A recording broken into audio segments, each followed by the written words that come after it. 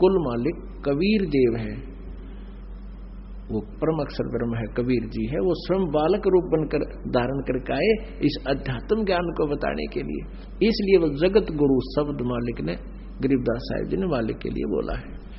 काशीपुरी कष्ट किया उतरे अधर अधारे, मोमिन को मुजरा हुआ जंगल में दीदार।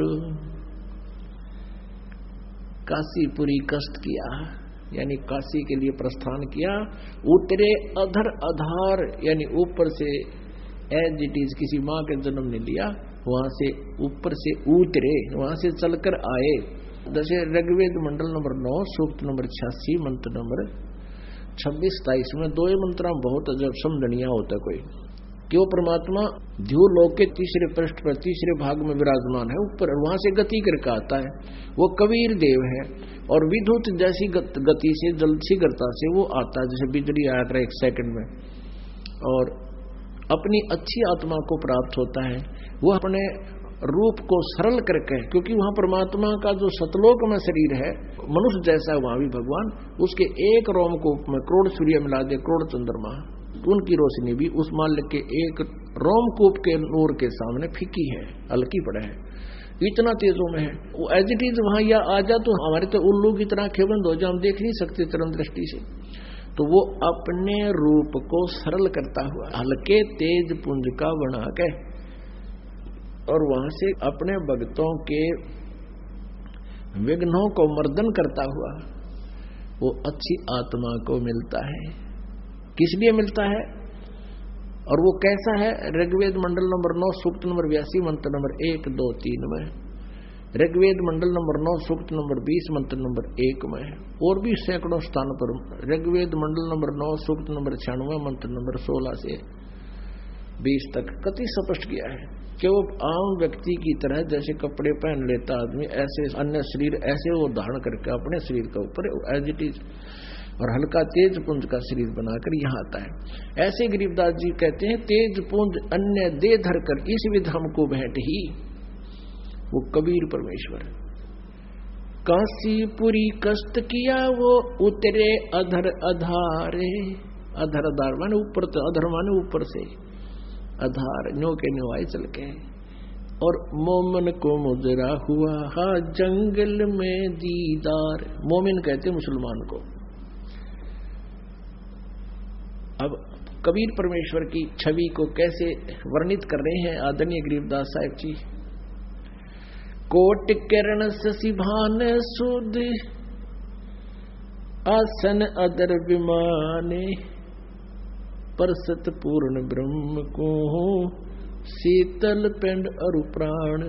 जब नीमा ने मालिक को गोद में ले लिया, सीने से लगाया, उसका मुंह चूमिया जैसे बच्चे से प्यार करती है माँ, तो कहते हैं परसत पूर्ण ब्रह्म को, उस पूर्ण परमात्मा को टच करते ही, परसत माने टच करते ही, छूते ही, और शीतल पिंड और प्राण जैसे बर्फ में हाथ पर रख दे वो अपना प्रभाव दिखाती है। ऐसे ही कहते भगवान को जब जो ही टच किया, सीने से लगाया छोटे बालक रूप में माई ने, कहते ऐसा एकदम सौर्य शरीर में शरण शरण सा होया, ऐसा अफेक्ट हुआ उसके। गोद लिया मुख चूम कर एम रूप झलकनते, जगर मगर काया करे जैसे दमके पद्म अनंत। नीमा ने गोद लिया, मुख चूम के प्यार किया अपने बच्चे के तुल, और कहते हैं हेम रूप झलकंत। हेम मन हिम, परमात्मा का रूप। स्नो व्हाइट यानी को कपड़ा खरीदने जाते हैं ना बाजार में, सफेद कपड़े का आग्रह भाई कति सफेद दे दे, स्नो व्हाइट यानी बर्फ जैसी सफेदी वाला। तो यहाँ कहते हैं गरीबदास जी चित्रण कर रहे हैं, गोद लिया मुख चूम कर हिम रूप झलकनते, स्नो व्हाइट बर्फ जैसा सफेद नूर मालिक का, और जगर मगर काया करे जैसे दमके पद्म अनंत। इतना सुंदर श्री उस बालक का, जैसे शरीर से नूर निकल रहा हो, महसूस हो रहा है, इतना प्यारा लग रहे हैं, इतना जैसे उसमें पदम झलक रहे हो। काशी उमटी गुल भया मोमिन का घर घेरे, कोई कहे ब्रह्मा विष्णु है, कोई कहे इंद्र कुबेर। मालिक लीला कही थी प्रभु ने कि तुम ले चलो, कोई तुम्हें कुछ नहीं कहेगा, ऐसा ही हुआ। अब वो कहें कमल के फूल पर मिला, ऐसे मिला तो नो ऑब्जेक्शन, वो और बात बतलाने लायक गे नो कहें वो कितना सुंदर बालक है, ऐसा कोई बालक का हमने नूर नहीं देखा। फिर नो कहें कोई कहे काशी उमटी गुल भया, यानी सब उमड़ का आगे वहां सारे शोर माच गए, सब सुंदर बालक जो देखा ना सुना। उस मोमिन का घर घेरे, मोमिन मुसलमान का घर घेर लिया। कोई कहे ब्रह्मा विष्णु है, कोई कहे इंद्र कुबेर, कोई कहे वरुण धर्मराय है, कोई कहते है ईश। 16 कला सुभान गति ही, कोई कहे जगदीश।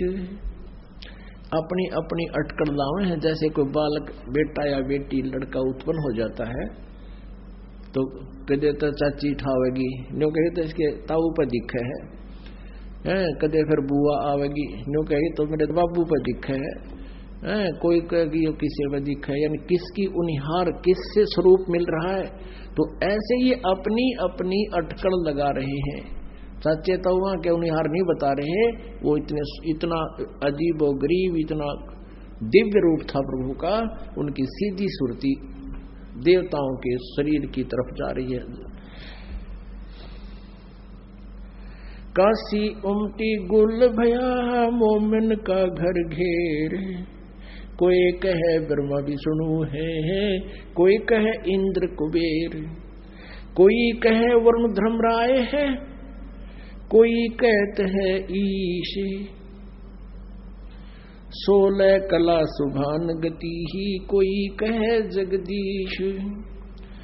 भक्ति मुक्ति ले उतरे, ओए भक्ति मुक्ति लेकर अवतरे, मिटन तीनों ताप, मोमन का डेरा लिया, वहां कहे कबीरा बाप।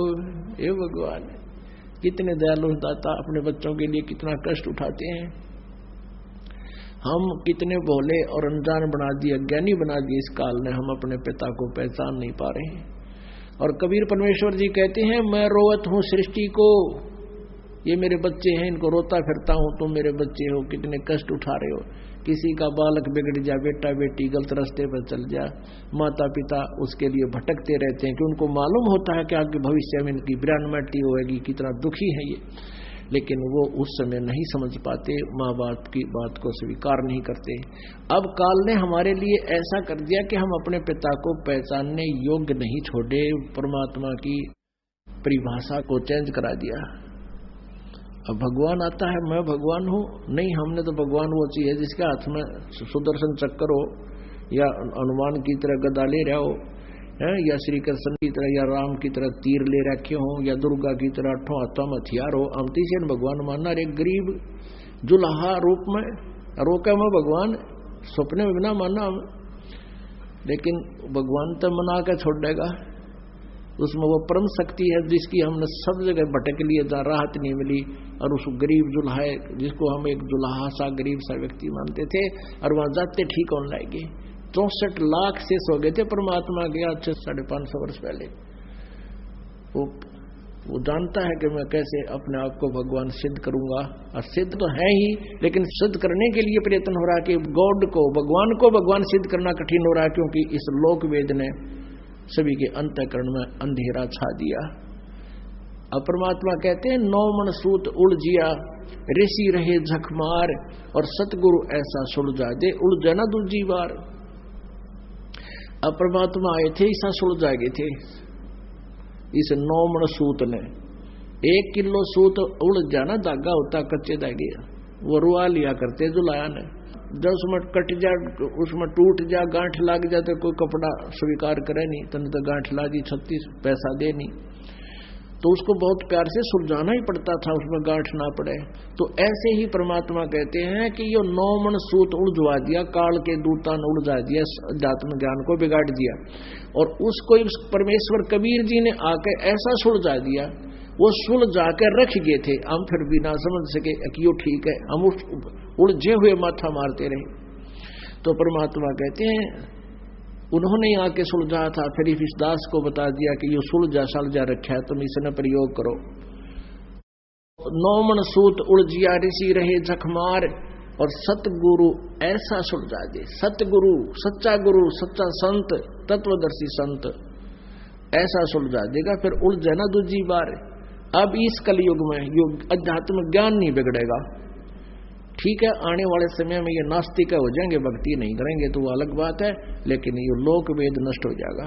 ये सच्चा ज्ञान सदा के लिए इस कलयुग में पूरा चलेगा, जब तक भक्ति चाहने वाले प्राणी रहेंगे। मालिक ने जब तक इसका निर्धारित समय रखा हुआ है।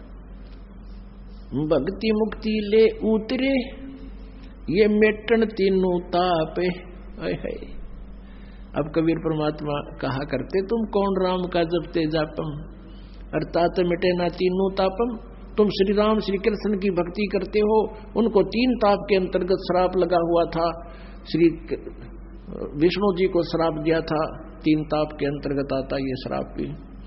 नारद जी ने वो श्री राम रूप में वो साप भोगना पड़ा। फिर उसने गलत कर्म किया था, जैसे धोखा दिया था श्री राम जी ने, सुग्रीव के भाई वाली को मारा था ओट लेकर वृक्ष की, वो भोग भोगना पड़ा श्री कृष्ण जी रूप में श्री विष्णु जी ने। तो कहते हैं तुम कौन राम का जपते जपम, अर्थात कटे न थरे तीनों तापम।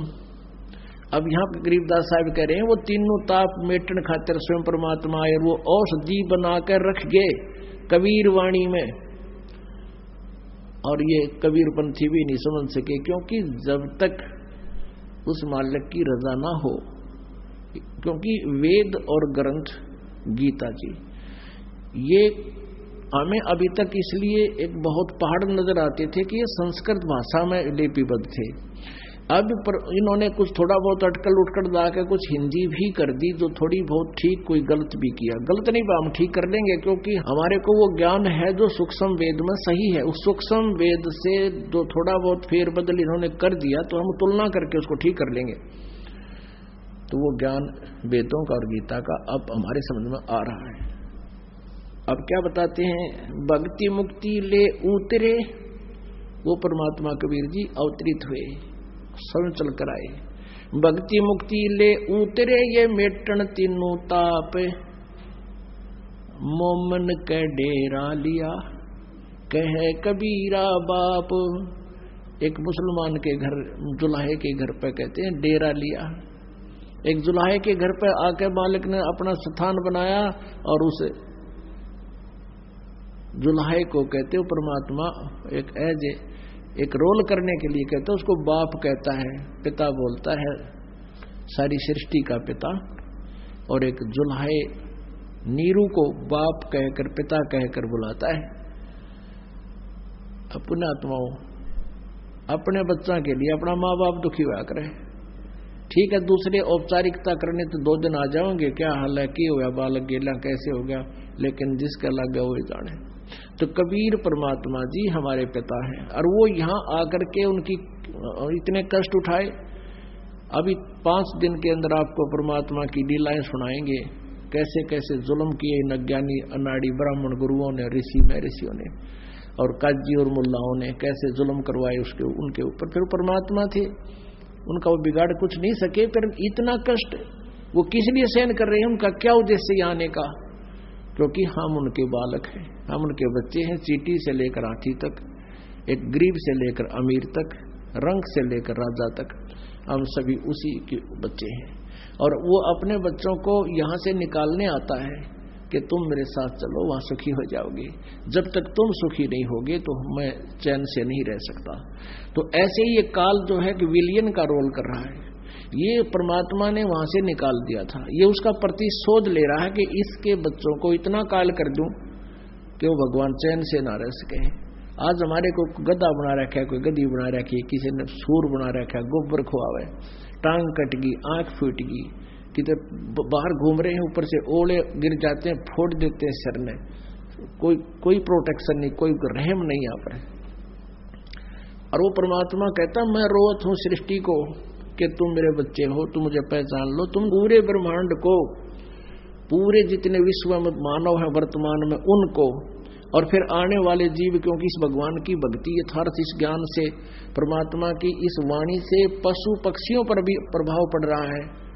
जैसे सुखदेव नाम का जो ऋषि था, वो पहले गंदे अंडे में उसकी आत्मा थी, अंडा भी गंदा हो गया था, और भगवान शिव ने पार्वती जी को ये पूर्ण परमात्मा की कथा सुनाई थी। नाम तो उसने जो दिए अपने हिसाब के दिए, क्योंकि वो भी सिद्धि युक्त संत थे, अधिकारी के मुख से उच्चारित जो परमात्मा की महिमा अधिक इफेक्ट करती है।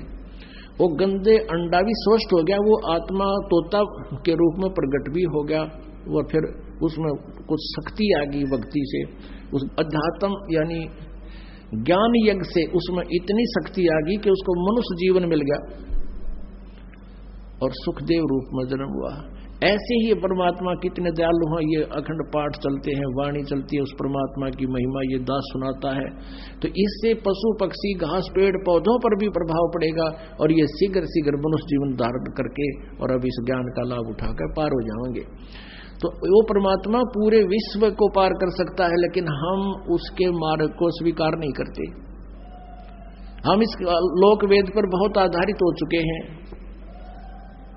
और उसको लोक वेद का अज्ञान का नाश करने के लिए भगवान आते हैं। अब कहते हैं उस जुलाहे को बाप कहता है परमात्मा एक लीला करते हुए,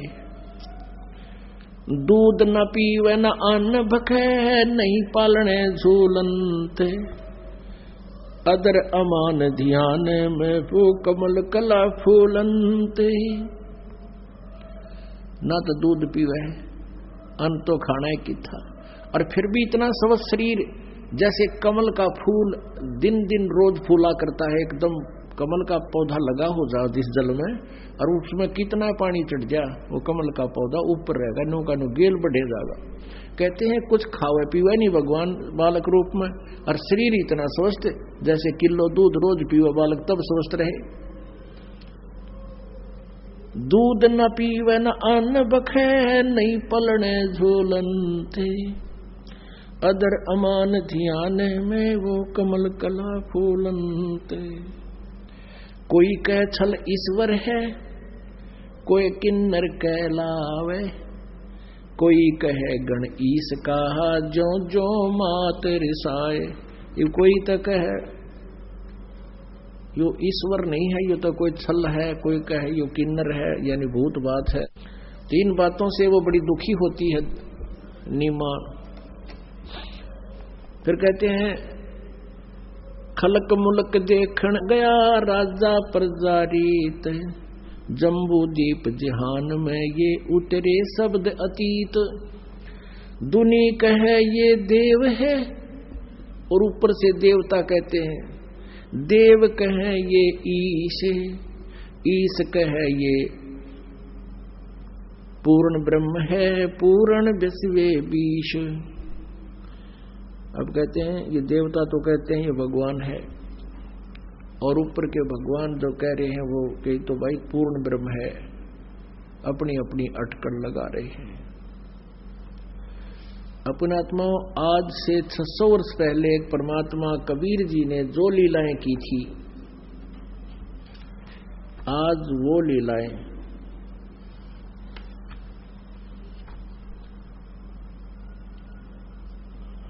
उन्हीं के सदग्रंथ में उपलब्ध है।